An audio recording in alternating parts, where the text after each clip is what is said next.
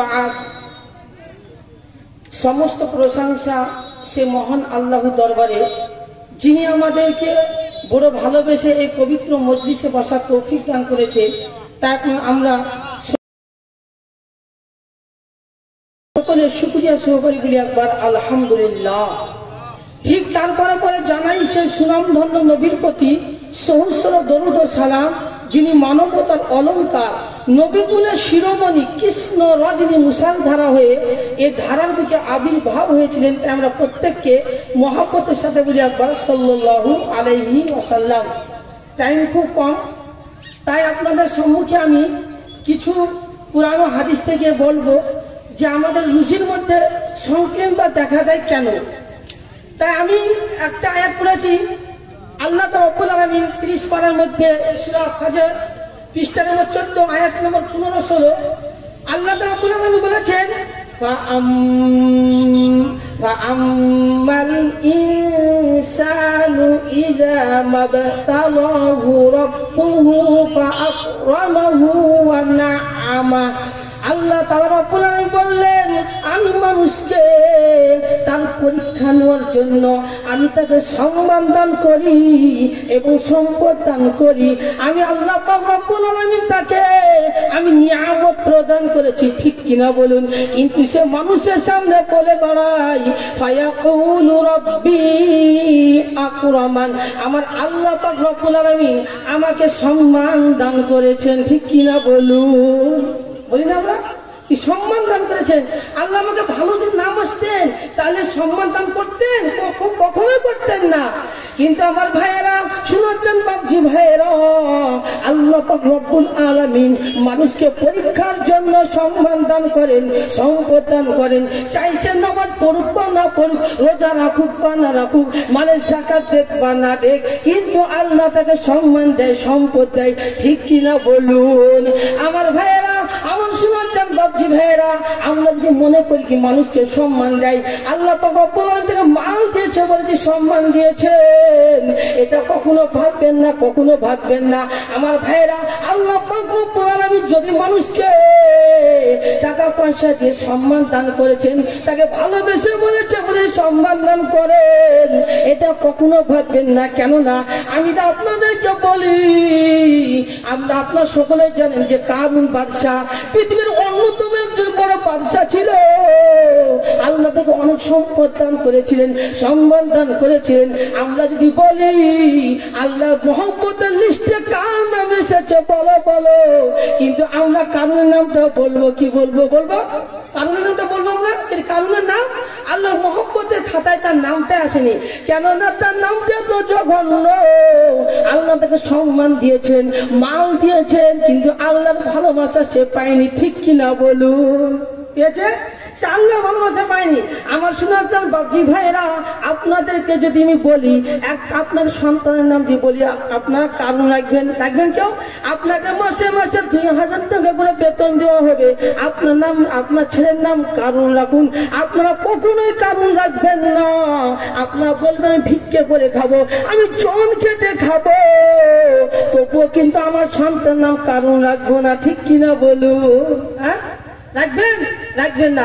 আমার শোনাচ্ছেন বাবজি ভাইয়েরা, আমাদের সমাজে যখন একসঙ্গে আমরা একই গ্রামে আমরা জন্মগ্রহণ করেছি, একই জায়গায় আমরা বসবাস করি, একই স্কুলে একই কলেজে আমরা পড়েছি, একসাথে আমরা কর্মস্থলে নেমেছি, একজন বন্ধু দেখা গেল সে অনেক মালদার হয়ে যায় আর আমরা মালদার হতে পারি না।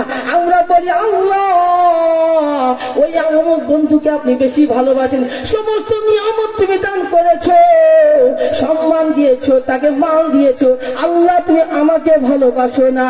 তেমনি কারণের বন্ধুরা বলতো আল্লাহ গো আল্লাহ, আমরা একই সাথে আমরা কর্মস্থলে আমরা পা রেখেছি, কারণকে তুমি এত সম্পদ দিয়েছো, এত মাল দিয়েছো, আল্লাহ মনে হয় তুই কারণকে বেশি ভালোবাসো।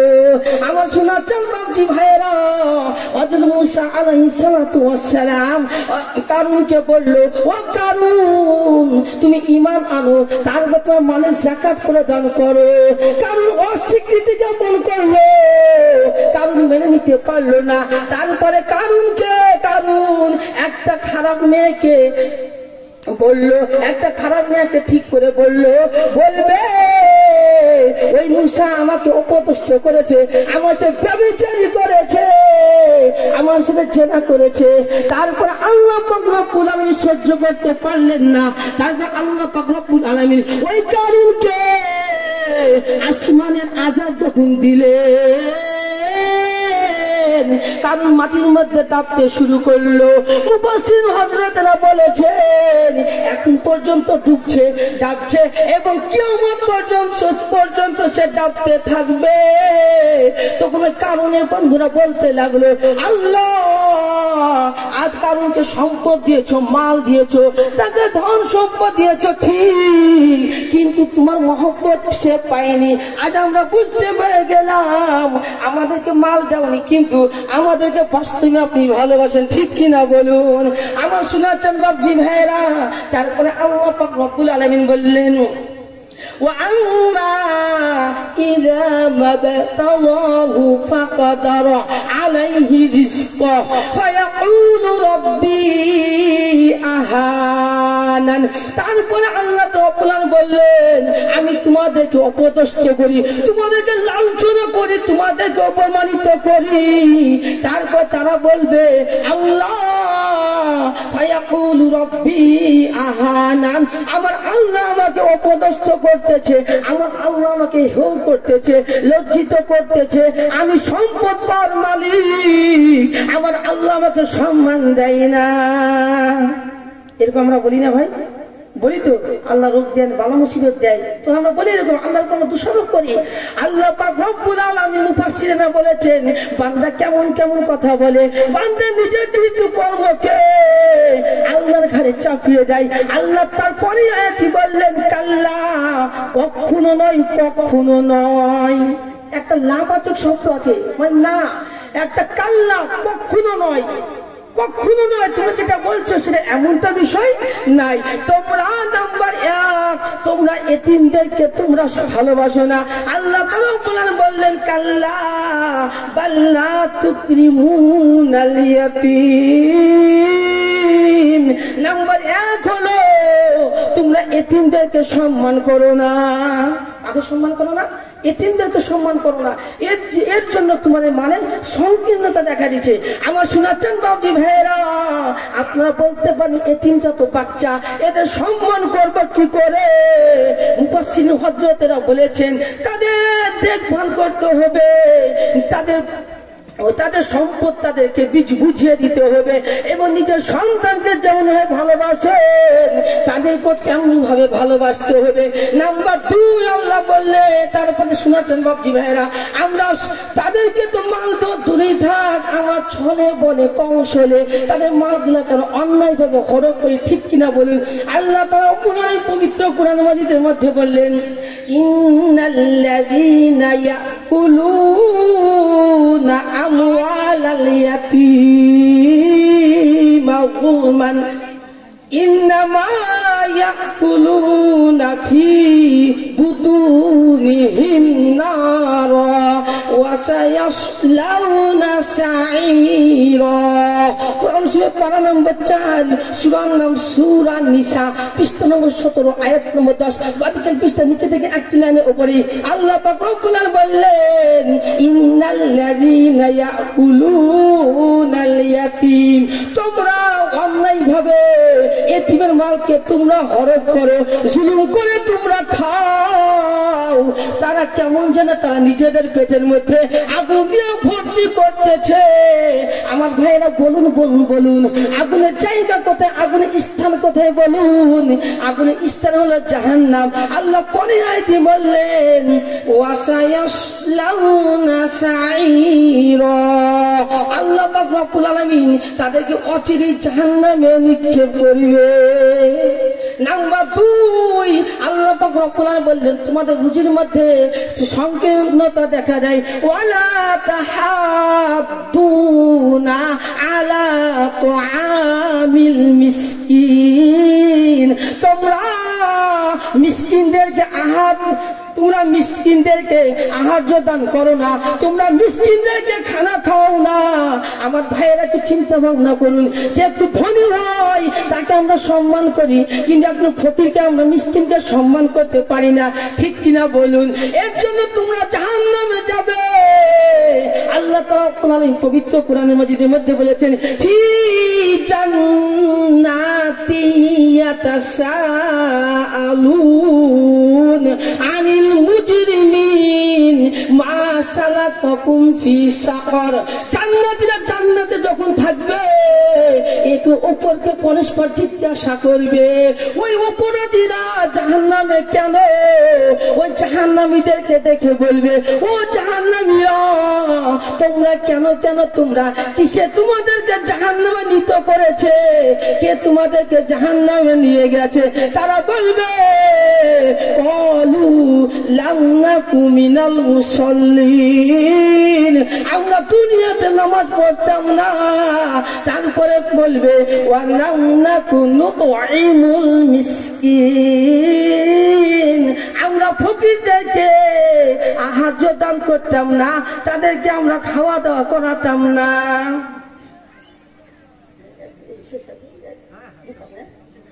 আমার শোনাচ্ছেন বাবজি ভাইরা, 3 নম্বর হলো ওয়াতাকুলুনা তুরাসা আকলাল লাম্মা, আর তোমরা নিজের মৃত ব্যক্তির সম্পদকে তোমরা সম্পূর্ণভাবে একাই ভক্ষণ করে নাও। এরকম নাই? নিজের বাপের সম্পত্তি 5টা বোন 1টা ভাই, একাই সব খেয়ে বোনদেরকে দেয় না, নাই? আমি সংক্ষিপ্ত বলছি ভাই। তাই আমরা মিরাসের মালকে, আমরা নিজের বাপের সম্পত্তিকে আমরা মাদের ছেলেদেরকে, আমার ভাই বোনদেরকে দিতে পারি না। আমরা মৃত ভেজি জন্তুর মতো আমরা তাকিয়ে থাকি, কখন বাপ মরবে, কখন মা মরবে, সমস্ত সম্পত্তি একাই ভক্ষণ করব, ঠিক কিনা বলি? 4 নম্বর হলো ওয়াতুহিব্বুনাল মালা হুব্বান জাম্মা, আর তোমরা সম্পদের ওপর বেশি মহব্বত করে ফেলেছো, প্রাণ ভরে মহব্বত করে ফেলেছো। আমার ভাইরা একটু চিন্তা ভাবনা করুন, আমরা এতিমদেরকে খাওয়াই না মালের মহব্বতের জন্য, আমরা মিসকিনকে খাওয়াই না আমরা মালের মহব্বতের জন্য, আমরা অরসের মালকে আমরা ভক্ষণ করি মালের মহব্বতের জন্য, ঠিক কিনা বলুন? মালের মহব্বত আছে বলি আমরা ওই সমস্ত জিনিসগুলা করি, ঠিক কিনা বলুন? আবার শুনেছেন বাবজি ভাইয়েরা, মালের মহব্বত করতে হবে অবশ্যই। মালকে মহব্বত করা নিন্দনীয় বিষয় নয়, বরং যে তার মধ্যে মজে থাকা, মালের মধ্যে ঢুকে থাকা, এটাই হলো নিন্দনীয় বিষয়, ঠিক কিনা বলুন? আল্লাহ তাআলা বলেছেন, ইন্নামা আমওয়ালুকুম ওয়া আওলাদুকুম ফিতনা। আল্লাহ তাআলা বললেন, তোমাদের ধন সম্পদ এবং টাকা পয়সা সন্তানাদি হলো দুনিয়াতে পরীক্ষা স্বরূপ এবং ফিতনা পরীক্ষা স্বরূপ। আল্লাহ অনুত্তরে বললেন, আল মালু ওয়াল বানুন জিনাতুল হায়াতিদ দুনিয়া। আল্লাহ তাআলা বললেন, তোমাদের ধন সম্পদ, তোমাদের সন্তানাদি হলো তোমাদের জীবনের, এই পৃথিবীর জীবনের তোমাদের হলো অলংকার, তোমাদের হলো সৌন্দর্য। তাই ঠিক কিনা বলুন? আল্লাহ সৌন্দর্য বলেছেন। আমার ভাইয়েরা, যদি আমাদের বাড়িতে টাকা না থাকে, আমাদেরকে নিঃস্ব মনে হয়, গরিব মনে হয়। বাড়িতে যদি সন্তান না থাকে, বাড়িটা আমাদের বিরান মনে হয়, উষ্ণ মনে হয়, ঠিক কিনা বলুন? এর জন্য ভাইয়েরা, টাকাকে মহব্বত করতে হবে, ভালোবাসতে হবে। বেশি ভালোবাসলে হবে না।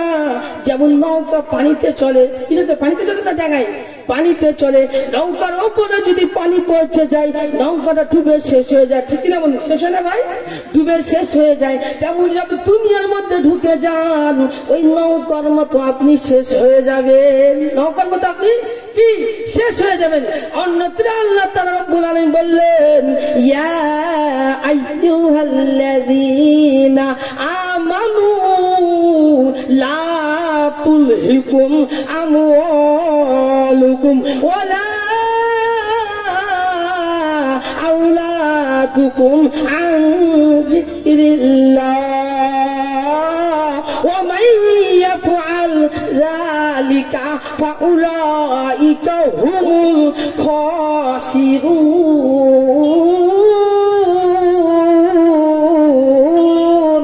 আল্লাহ তাআলা রব্বুল আলামিন বললেন, ও আমার ঈমানদার বান্দা বান্দীগণ, ও আমার ঈমানদার বান্দা বান্দীগণ, তোমরা আল্লাহ জিকির থেকে, আল্লাহ স্মরণ থেকে তোমরা দূরে চলে যেও না, দূরে সরে যেও না। যদি তোমরা আল্লাহ জিকির থেকে, আল্লাহ স্মরণ থেকে যদি তোমরা দূরে চলে যাও, গাফিল হয়ে যাও, ফাউলাইকা হুমুল খাসিরুন। ওয়াচির আল্লাহ তা বলেন তোমরা হলো, তারাই হলো ক্ষতিগ্রস্ত, তারাই হলো কি ক্ষতিগ্রস্ত। এবার টাইম কি শেষ, টাইম হয়ে গেল। দোয়া করবেন, আল্লাহ জানে বুঝিয়াতে আছেন, ইনশাআল্লাহ আসবেন, আপনাদেরকে শোনাবো। তো ওমা আলাইনা ইল্লাল বালাগ।